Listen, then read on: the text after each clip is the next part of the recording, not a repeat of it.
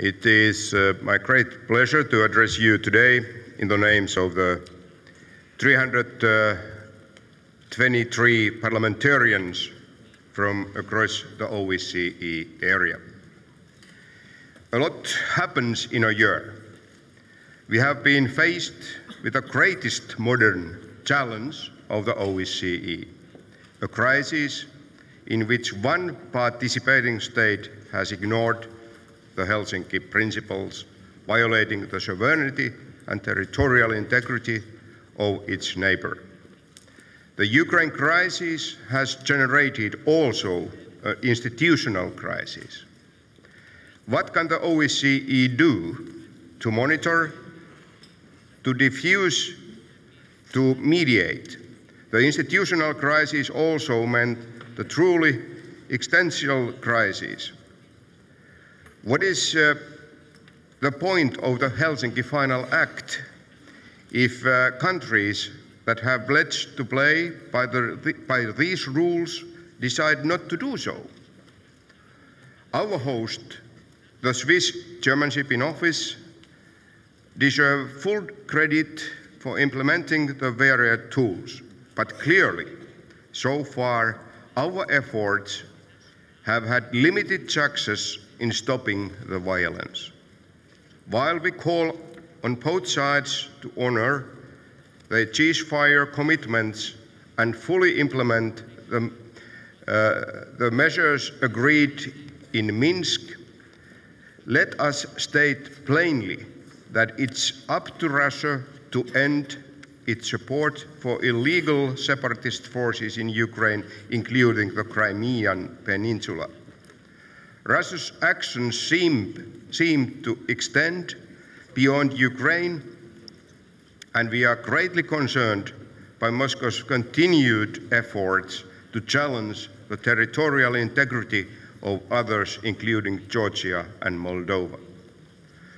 While the OSCE has responded to the crisis using many tools available, there are some questions concerning effectiveness of some of these measures.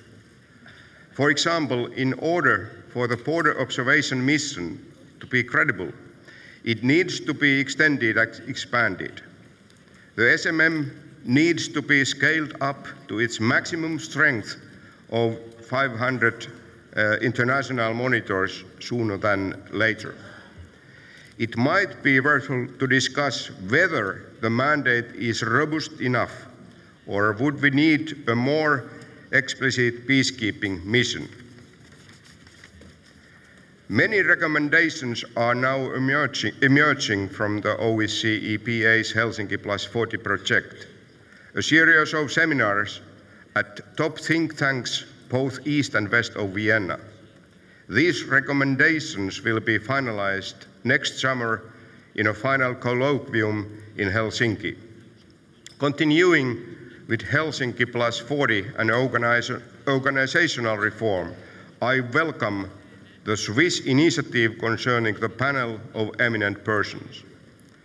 The PA stands ready to provide substantial input for the work of the panel as suggested by the chairmanship.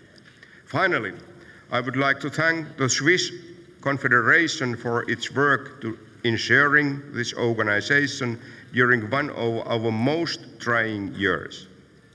I also welcome the upcoming chairmanship of Serbia and commend them stated aim to pursue organizational reform and strengthen the OSCE's responses to crises, foremost among them in Ukraine.